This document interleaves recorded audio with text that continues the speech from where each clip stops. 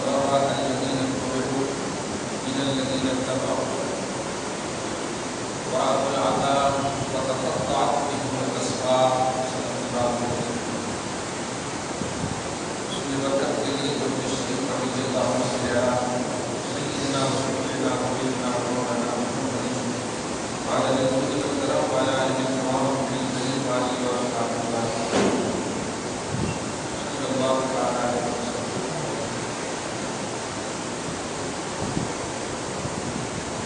گزشتہ درس میں سورہ بقرہ کی آیت نمبر 65 کی تفسیر اور توضیح ترجمہ کی سے ہو چکی ہے. اس کا اجمالی پہلو یہ ہے کہ قرآن میں جہاں کہیں بھی من دون اللہ کا ورڈ استعمال ہوا ہے اس کا معنی بت ہے، چاہے وہ پتھر میں ہو یا لکڑی. عرب میں وہ بت جن کو قرآن نے من دون اللہ، باقی جو اللہ کے محبوب بندے ہیں، اولیاء ہیں، نبی ہیں، رسول ہیں، صدیق، شہداء وغیرہ ہیں، ان سب کو اللہ پاک نے قرآن میں اولیاء اللہ کے نام سے یاد کیا. اس کا صاف اور صریح مطلب یہ ہوا من دون اللہ یہ غیر اللہ کا پہلو ہے. باقی نبی ولی یہ اللہ کی غیر نہیں ہے بلکہ اللہ کے محبوب بندے ہیں. یہ رشتہ رشتہ ہے.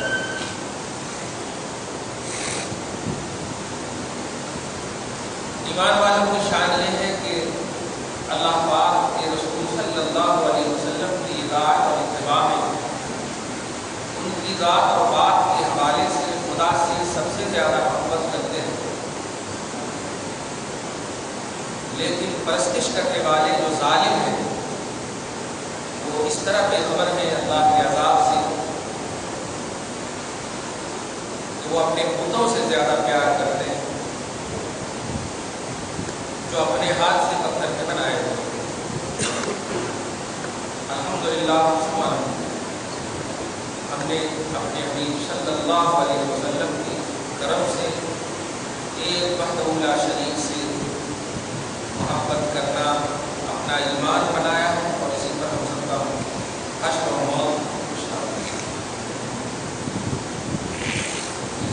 وہی من دون اللہ کی پرستش کرنے والوں کی مذمت بیان کی جا رہی ہے، اس کی تردید ہو رہی ہے، اس کو اگنور کیا جا رہا ہے قرآن پاک کی آیت کریمہ سے. اذ تبرأ الذین اتبعوا من الذین اتبعوا. زبر اور پیش مطلب دیکھیے، عابد معبود بن جاتا، معبود عابد. زبر اور خدا کے نقطے کو اگر نیچے کر دیے تو جدا ہو جاتا ہے، اوپر کر دیے تو خدا ہو جاتا ہے. توجہ سے ایمانیات میں چلنا پڑتا ہے. اللہ پاک فرماتا ہے جب ہم عذاب دیں گے میدان محشر قائم ہوں گے، میدان محشر میں جب سب لوگ کھڑے ہوں گے بت لوگوں کی پوزیشن کیا ہوگی، اس آیت سے مزید اس کی توضیح ہوگی.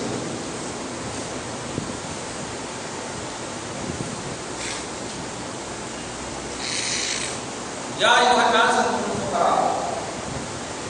اس سے پہلے سورہ فاطر کی آیت نمبر 14 میں، فاطر پارہ نمبر 22،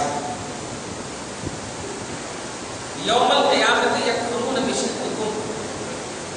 جن کو پتھر کے بتوں کو جو پوجتے تھے عرب کے کفار، من دون اللہ کی جو پرستش ہوتی تھی، وہ من دون اللہ بت خود آ کر کے اللہ کی بارگاہ میں کہے گئے اللہ پوچھ ان سے کیا ہم نے ان کو اپنی عبادت کرنے کہا تھا. یوم القیامت یکفرون بشرککم. پوجنے والوں کے پوج کا، شرک کرنے والوں کے شرک کا یہ بت خود انکار کر بیٹھے اور انہیں خود خبر نہیں. قیامت کا جب منظر قائم ہوگا تو وہ پتھر کے بت ہو یا جس چیز کو یہ اللہ کو چھوڑ کر پوجتے تھے فاران مکہ کہتے ہیں، وہ سارے پوجے جانے والے بت آ کر خود اللہ کی بارگاہ میں کہتے ہیں، اے اللہ ہم نے کبھی نہیں کہا تھا ان کو پوجنے کے لیے، ورنہ بتا ایک بھی وقت میں ہم نے کہا ہو کہ مجھے پوج، جیسے تجھے پوجنے کے لیے تیرے رسول نے 1,24,000 کم بیش انبیاء کرام آ کر کے تجھے پوجنے کے لیے کہا، لوگوں ایک اللہ کو پوجو، ایک اللہ کو پوجو، ایک مرتبہ بھی کبھی بتا دیں کہ ہم نے ان کو کہا تھا کہ ہمیں پوجو نہیں، وہ نفسانیت کی بنیاد پر یہ پوجے، شریعت کی بنیاد پر نہیں، جہاں نفس کا دخل ہو جاتا ہے شریعت میں وہاں کفر جنم لینے لگتا ہے، پرستی جنم لینے لگتا ہے۔ شریعت کو ہرگز اپنے عقل کے اپنے نفس کے تابع نہیں کرنا چاہیے، ہمیشہ اپنے نفس کو شریعت کے تابع کرنا چاہیے۔ اب وہ آیت سن لے، آیت نمبر 14 میں خود انکار کر بیٹھیں گے، اس میں اسی کا اظہار ہو رہا ہے۔ آیت نمبر 66 میں سورہ بقرہ کی بات کا درس ہے، اِذ تبرأ الذین اتبعوا، جب برات کا اعلان کریں گے، برات میں تو چھٹکارا ہے، کسی سے چھٹکارا حاصل کرنا، جب برات کا اعلان کریں گے وہ جو پوجے جاتے تھے، کن سے برات کا اعلان کریں گے؟ من الذین اتبعوا، ان لوگوں سے جو پوجتے تھے، اتباع کرنے والے جو تھے، اتباع کرنے والے سے جن کی اتباع ہوتی تھی، یہ آ کر کہیں گے نہیں میں تیرے کو جانتا تھا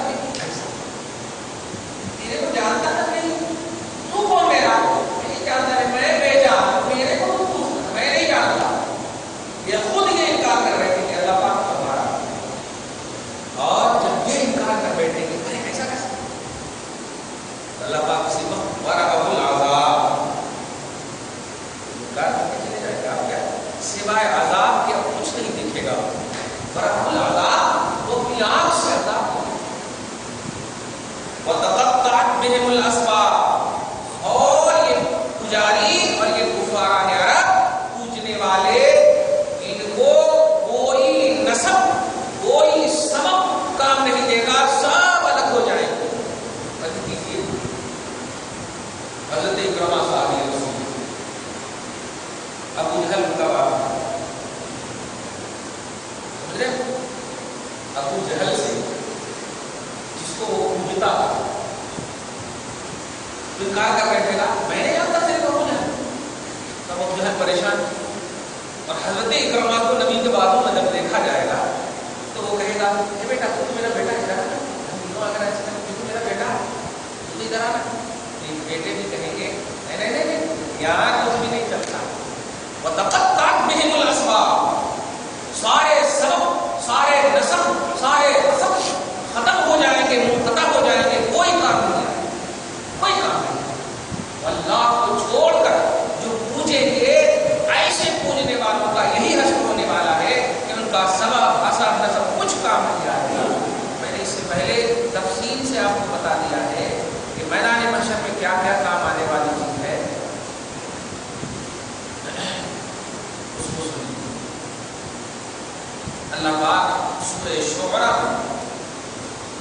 فرماتا ہے یوم لا ينفع مال ولا بنون، اس دن کوئی مال اولاد نفع نہیں دے سکتی، کوئی مال اولاد نفع نہیں دے سکتی، قیامت کا منظر ہو، نفع کر دے گی الا من اتى الله بقلب سلیم، ایمان کی سلامتی کے ساتھ، عقیدے کی سلامتی کے ساتھ، نیک عمل کی سلامتی کے ساتھ جو اللہ کی بارگاہ میں پیش ہوگا، وہ ایک دوسرے کا رشتہ ایک دوسرے کو ڈال دے گا۔ آپ ہیں ایمانی رشتہ رکھتے ہیں، آپ کا بیٹا بھی ایمان والا ہے، آپ بھی ایمان والے ہیں، دل بھی الحمدللہ عقیدے سے سلامت ہے، اگر آپ کا کچھ عمل کم ہوگا، بیٹے کے پاس زیادہ ہوگا، الحمدللہ وہ بیٹا آپ کا آپ کی مدد کرے گا، آپ کے پاس زیادہ ہوگا آپ بیٹے کی مدد کریں گے، شرط ہے سلامتی، اسلام والا دل ہو، ایمان والا، عقیدے والا۔ کیا مطلب ہوا؟ میدان محشر میں ایمان والے ایک دوسرے کی مدد کریں، تقویٰ والے ایک دوسرے کی مدد کریں،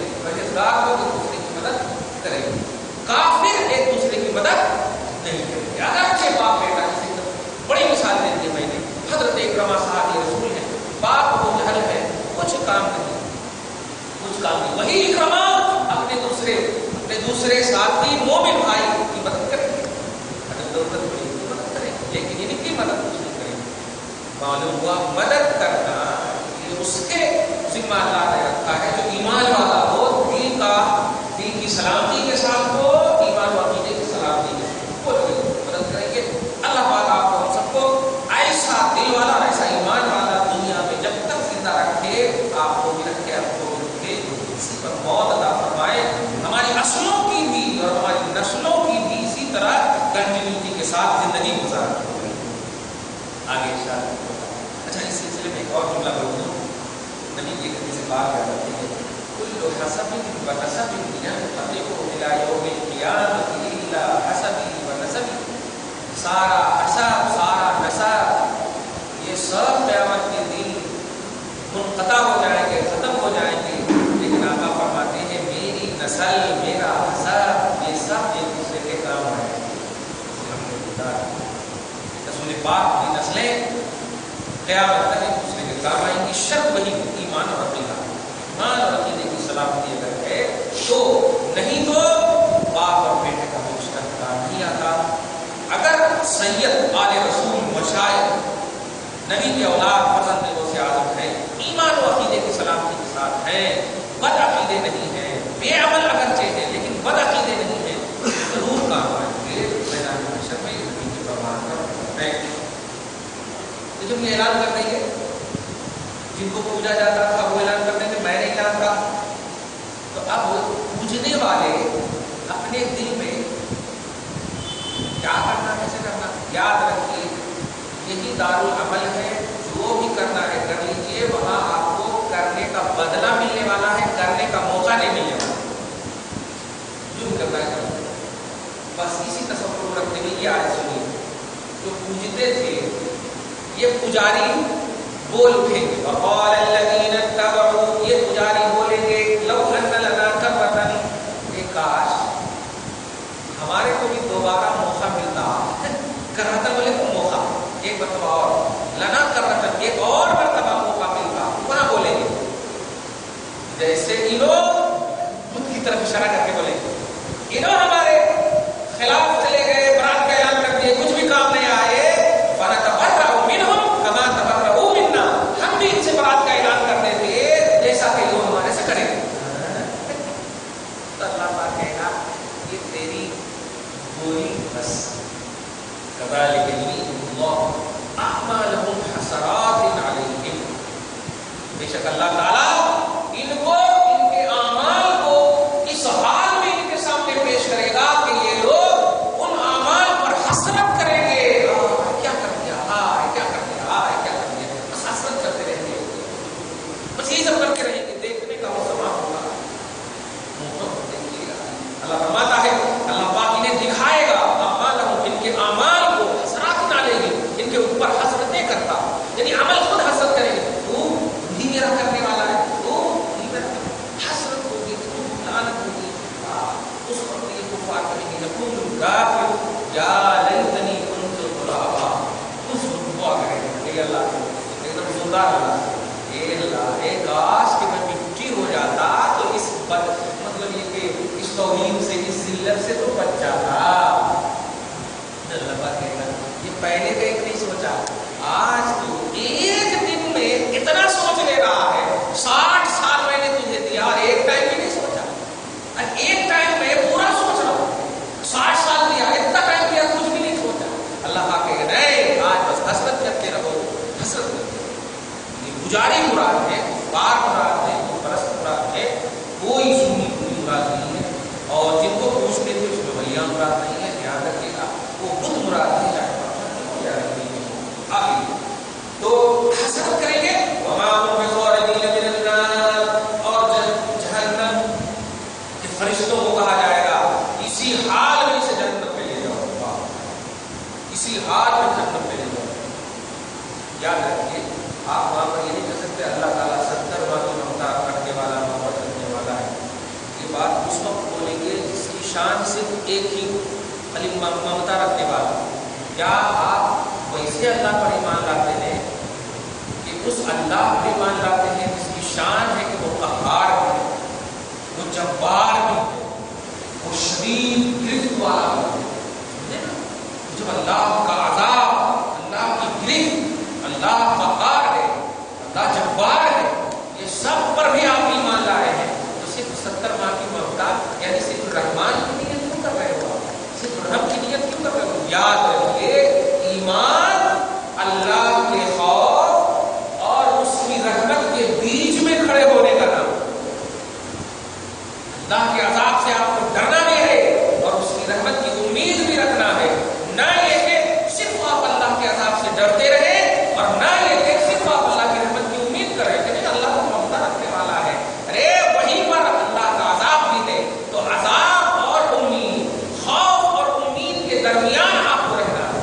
इस तरफ भी पूरे नहीं रहना, इस तरफ भी पूरे नहीं रहना। भाई अल्लाह को अज़ाब देने वाला है, अब जो कर रहा है कर लो, ऐसा भी नहीं।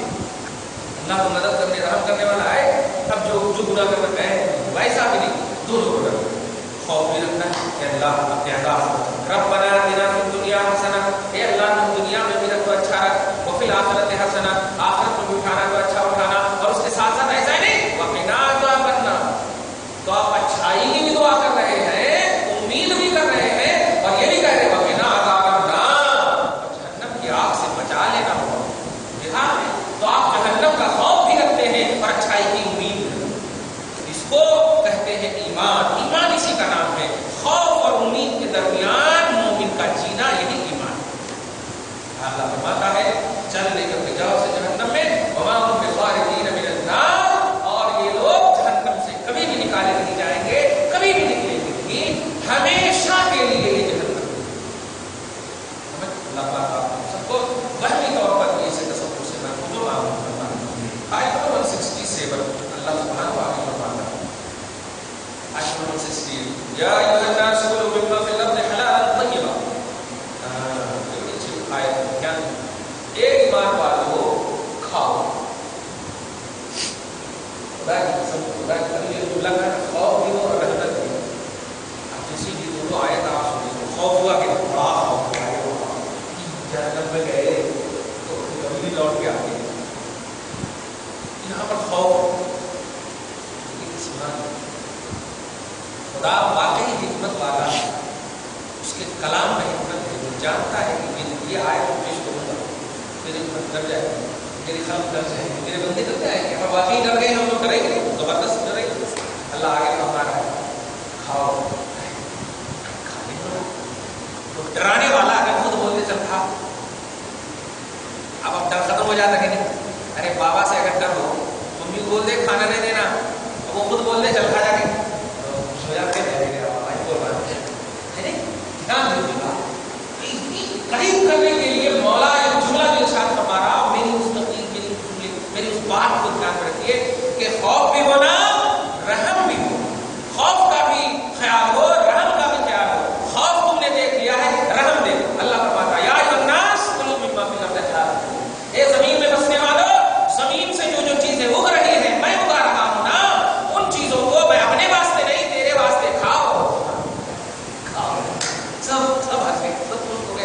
अरे खाने बोल रहा है तो इसका मतलब नाराज नहीं है। हाँ नाराज नहीं, गुस्सा नहीं है। या अय्युहन्नास कुलू मिम्मा फिल अर्दि, खाओ उनमें से जो जमीन में हमने रखा, जमीन की चीजों को खाओ, जमीन से उगा रहे जो भी ज़राअत हो रही, जो भी चीजें हो रही सब तो जमीन से हो रही, अलग अलग शक्लें बदल जा रही हैं लेकिन हो रही है सब चीज, खाने पीने की सारी चीजें जमीन से हो रही है। आसमान से सिर्फ पानी बरसता है, खाने पीने की चीज आसमान से नहीं। आसमान से अल्लाह ने समय पानी हो रहा, वो पानी जो है जमीन को काबिले काश्त बनाता और फिर जाकर के काश्तकारी और ज़राअत हो करके वो हमारे पास ये चीजें आप देख रहे हैं, जमीन पता है। तो जमीन में जो जो चीजें खाओ, यहाँ पर तो खुश हो गए, लेकिन फिर वार होगा हलालन तय्यबा, बस गया खाने भी हो गया तो जल्दी जल्दी खाना शुरू कर दिए।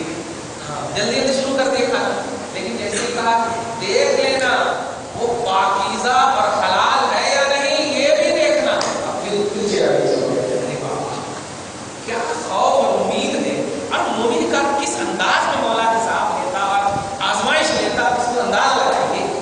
डराया, फिर डरा करके करीब किया, करीब करके फिर कहा जरा तवज्जो से, इधर उधर से नहीं, एक लाइन से खाना, यहाँ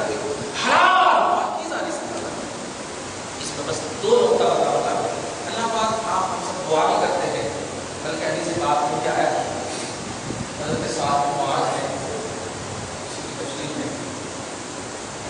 रसूल आज़म सल्लल्लाहु अलैहि वसल्लम की बारगाह में आते हैं, साहब रसूल अर्ज़ करते हैं, या रसूलल्लाह मेरे हक़ में ये दुआ कर दीजिए कि मेरी हर दुआ कबूल हो जाए, कि मैं मुस्तजाब दावत बन जाऊँ, मेरी हर दुआ कबूल हो। तो रसूल पाक फरमाते हैं हलाल रिस्क खाओ, तुम्हारी हर दुआ कबूल हो। हलाल रिस्क खाओ, तुम्हारी हर दुआ कबूल हो। एक बात, आज तक हम सब यही जुमला सुने हुए हैं, हलाल रिस्क खाना करते हैं, लेकिन नई बात सुनी और वो नबी के फरमान का वही मतलब है। ऐसा नहीं समझे कि नबी की बात हलाल जुमला सिर्फ नहीं निकालना है, खाओ हलाल और उसके बाद तय्यब का हलाल और तय्यब, यानी हलाल भी हो पाकीज़ा भी हो। आप देखिए बीमार है, आप खुदा न करे बीमार है आप, और अगर हम पेश करते हैं बिरयानी, हलाल है कि नहीं आपके लिए, लेकिन आपका नफ्स कबूल नहीं करेगा, आपका नफ्स कबूल नहीं करेगा। अगर हलाल है बिरयानी नहीं किया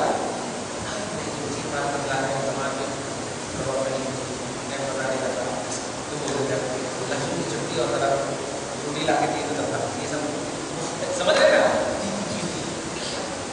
बहुत सारी चीजें हलाल होती लेकिन नफ्स कबूल नहीं करता। कुर्बान चाहिए, डरा भी रहा है, मजा भी दे रहा है। हलाल ही सिर्फ न खाना, जिस रिस्क में पाकीज़गी हो उसे खाना। पाकीज़ा घोड़ा हलाल है, खाओगे। हमें गाय से रोकते हैं बेवकूफ है। अल्लाह ताला जिसको पैदा करता है, अरे तू ये बोल सकता कि मेरे को नहीं खाना, ये बोल सकता। अल्लाह जिसको पैदा करता बंदा उसको रोकता। अब फिर बैल को कहते हैं खा सकते, गाय कहाँ से आती है? बैल को खा लिए तो ऐसी अकल है। अल्लाह ताला हम सबको मज़हब इस्लाम पर कायम करते हैं। हमारे इस्लाम की हमारी बदआमालियों की बुनियाद पर बेइज्जती न करे। हम अपनी बेइज्जती बर्दाश्त कर सकते हैं, इस्लाम को इज्जत जुमले में गौर कीजिए। हर हलाल चीज तय्यब नहीं है, लेकिन जो तय्यब है वो हलाल भी है। इसी बुनियाद पर अब नुक्ता इमाम अहले सुन्नत का सुनिए, ये जो बकरे वगैरह या गोश्त और जो गाय वगैरह इनकी जो बोटी है, बोटी ओझड़ी जिसको बोलते हैं, अगर एक एतबार से हलाल भी मान ले, लेकिन अगर तवज्जो दीजिएगा तो पाकीज़ा नहीं हो सकता, क्योंकि उसके बाजू ही में पायखाना होता, बाजू ही में पेशाब। और आप अभी दस्तरखान की जाए और बाजू में अगर पायखाना और पेशाब खाना शुरू करेंगे, दूर क्यों ना हो, महक आ रही हो, नहीं खाना शुरू करेंगे। समझ रहे ना? बात चाहिए कुछ भी मकरूह कहा, मकरूह डायरेक्ट मतलब हराम नहीं है, मकरूह कहा।